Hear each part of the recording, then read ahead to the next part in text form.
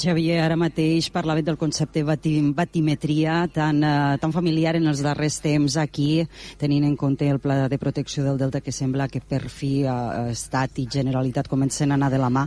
Què ens en diries tu al respecte i centrant-nos en el Delta de l'Ebre? Sí, bueno, a diferència del que hem escoltat que va passar al Delta del Tordera, doncs aquí va passar precisament tot el contrari, no?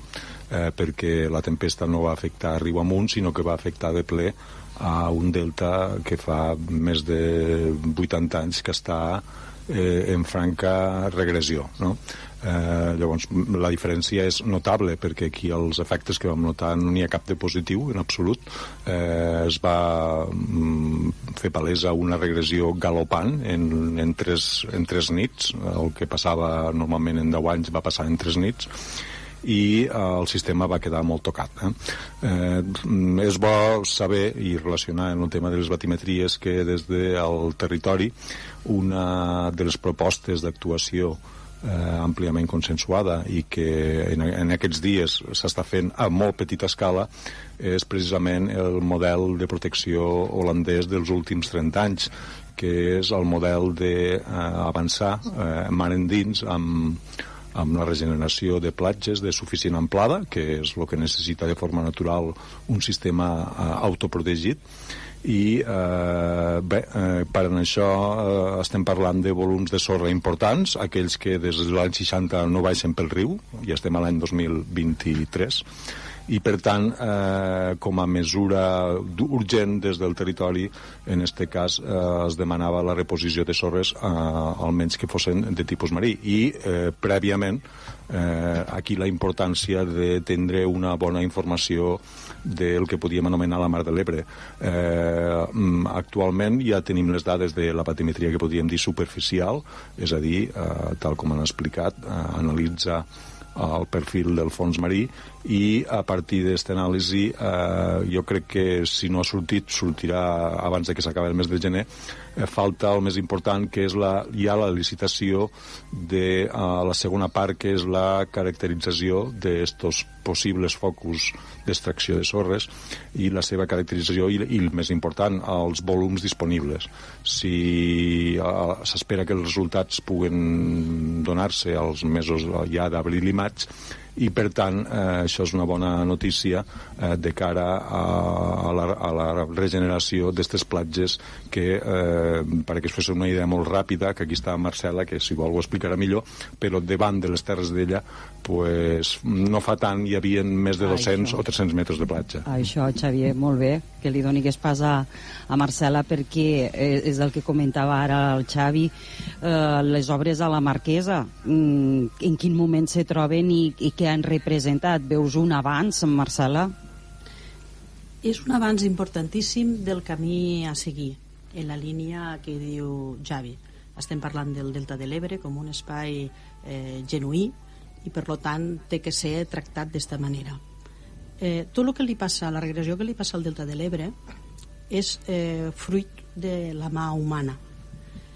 I en això no estic dient que la mà humana sigui dolenta, perquè té molt mala fama, i jo vull aquí fer una crida a que els humans som una espècie que no ho fem tot malament. El que passa que a vegades ens fixem en aquella part que no interessa, però si ha avançat tant la humanitat és precisament perquè les persones han fet molt a favor d'això, no? Per tant, jo crec que hem de mirar a qui en sap d'això, i qui en sap, perquè és així, són els Països Baixos, perquè tenen una tecnologia que van 30 anys adelantats a nosaltres. El que s'està fent ara a la Marquesa és senzillament allò que hauria de ser, però que ara només es reprodueix d'una manera molt petita escala. Si això es produís a gran escala, podríem dir categòricament que el delta es podria salvar en un petit manteniment després, i que la terra, les nostres terres, allà on pertanyem, quedarien per sempre, no? Vull dir, que és el que es tracta. Jo, com a persona del sector primari, l'arrelament que tinc en la terra és que bueno, els hi devem, no?, als nostres avantpassats. A part d'això, a veure, nosaltres mos hem cruixit l'esquena, l'ànima, les entranyes per fer este delta tal com és. No podem ni volem deixar-lo perdre perquè algú no fa la feina. Moltes gràcies, Marcela, moltes gràcies, Xavier. Diana, quins testimonis en podríem dir de primera línia i fins i tot des d'un punt de vista colpidor, no?, amb el que us va suposar el Glòria allà al Delta de l'Ebre. I jo, si em permeteu, volia obrir un parell de melons. El primer és menys, vull dir, el tiraré més a poc, el segon anirà amb una mica de més força. Diria que el primer, i a nivell de conscienciació, Ramon, clar, portem 2 o 3 anys que pràcticament estem bevent de les pluges dels 2 temporals aquells, del Glòria i del de l'abril del 2020. Això també ens ha de portar a reflexionar una mica d'aquests contrastos entre aquests episodis que, com has dit tu, ben excepcionals, i després el clima mediterrani, que també es construeix a base de sequeres. Efectivament, vivim en un país en què hauríem de gestionar millor encara, no ho fem del tot malament, però hauríem de gestionar millor el recurs hídric, començant probablement per controlar la despesa, no?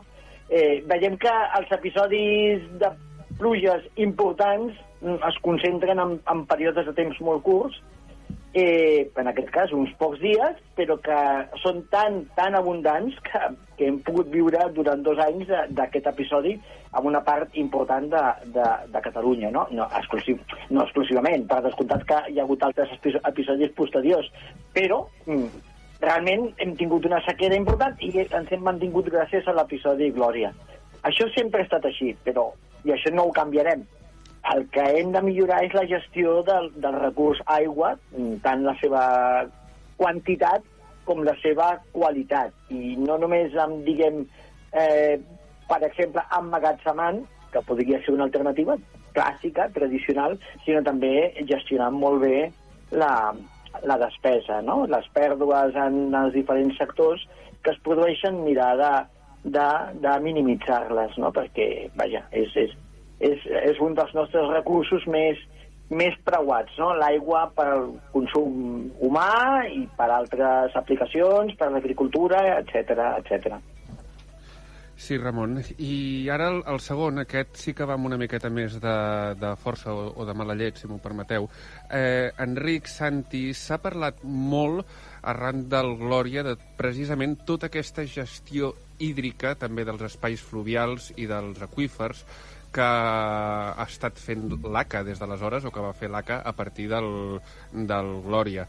Amb aquest aspecte, des de la Tordera, també heu denunciat, no?, aquestes actuacions o aquesta mala praxi.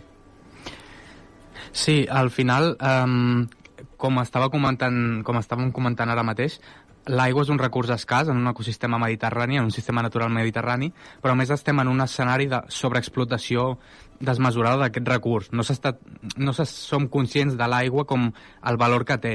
I tant a nivell de conservació com a nivell de sector primari, que també s'ha parlat, és crític poder fer-ne un ús millor. I el que ens estem trobant amb la Tordera, per exemple, és que el règim hídric natural del riu, que seria tenir un cabal variable però pràcticament regular al llarg de tot l'any, ha canviat a mesos de sequera. I aquests 2 anys que portem bevent del Glòria, el que estem veient és que aquest any el riu pràcticament ha estat sec tot l'any, exagerant una mica la situació, no? Però perquè veieu, ara estem al mes de gener, quan hauria de ser un dels mesos amb el cabal més alt, i el riu encara no arriba a connectar amb la llacuna de la desembocadura.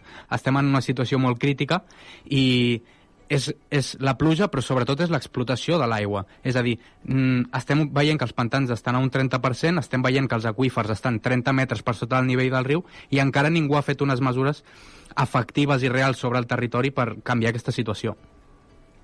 Sí, i en quant també, sobretot, clar, hi havia molts biòlegs i molts ecòlegs que van dir precisament que els troncs que va portar aquest temporal va donar com una nova vida al riu, i això en certs punts o en certs sectors també es veia més com un impediment, no?, com un en contra. Sí, aquí hi ha una mica la discussió clàssica de la vegetació a dins del riu com a una brutícia, com a un fre a la... No, o com un que magnifica els impactes, quan en realitat en general, fugint de casos concrets, no és així. El que vam veure amb el Glòria, la situació global, seria que gràcies a la crescuda va haver un canvi en els hàbitats molt importants, és a dir, tota la vegetació que hi havia al riu va desaparèixer per la gran crescuda, i això va portar molta vegetació després a les platges, les típiques imatges de la gent traient troncs, recollint troncs. Però això, a nivell d'hàbitat natural, és a dir, nosaltres quan ens imaginem una platja la imaginem amb la sorra i sense cap element més, i ara el que hem fet a la desembocadura és precisament el contrari, fomentar que tota aquesta fusta morta es mantingui a la platja, i el que estem veient ara és que a un lloc on ens aniríem a banyar, una platja de Santa Susana, Malgrat, una platja de Calella, una platja típica del Maresme que ens imaginem inhòspita per la fauna, està plena de troncs i a sota hi ha gardaixos, larves d'insectes, ocells posant els ous, és a dir, un canvi a nivell de l'estructura d'aquesta platja fantàstic. Doncs agafant una mica el fil del que acaba de comentar el nostre convidat, sí que preguntaré tant a la Marcela com al Xavier, vosaltres heu notat aquest canvi arran del temporal aquí baix al Delta de l'Ebre? Però, diguéssim, estem parlant en quant En quant a fisionomia, en quant a modus operandi, en què ens ha canviat el temporal Glòria?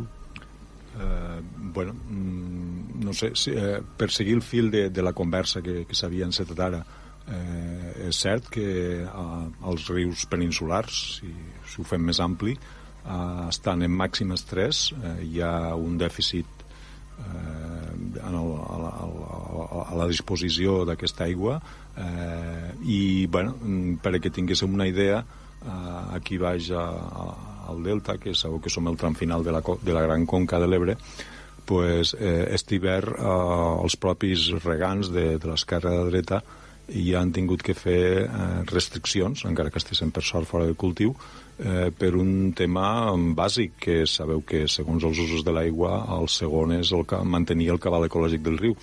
El riu Ebre actualment té un cabal ecològic fictici en continu d'aproximadament uns 84 metres cúbics per segon, i si les dues comunitats no haguessin accedit a tancar els seus canals a l'hivern, difícilment haurien arribat a l'aforament de Tortosa. Se'n parla molt de la disponibilitat d'aigua, perquè tots som conscients de que estem al gener, les reserves són les que són, i els cicles agrícoles, que aquí baix són els que més ens preocupen, comencen a l'abril.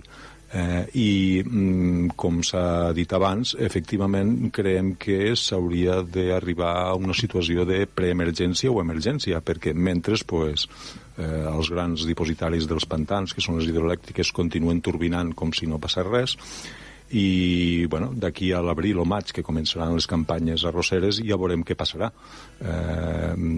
Que recordéssim, des dels anys 60 això no havia passat mai. I d'una altra banda, tornant a recollir el tema de la protecció del delta, una altra de les potes en què es basava la possible protecció del delta és la recuperació del cabal sòlid, que està atrapat en tots els més d'un centenar de pantans que hi ha a la conca hidrogràfica. Clar, la recirculació d'aquests sediments, que esperem que en un futur sigui pròxim o més llarg pugui ser una realitat, també està condicionada en el seu transport via fluvial. Si la tendència com a mediterrani pel canvi climàtic és a la que ens toca, ni això podem esperar, i per tant la situació és preocupant en tots els àmbits. Sergi, comentaves que obries un meló, i déu-n'hi-do el meló que has obert, perquè amb el que acaba de dir el Xavier ja pots veure com està aquí baix el recurs hídric. Jo, si em permets, Diana, vull obrir un altre meló, que és el dels afectats. Tenim a la Marcela, que va patir directament el temporal. Marcela, com has passat aquests 3 anys? Consideres que us han tingut en compte per part de les administracions? Sí i sí.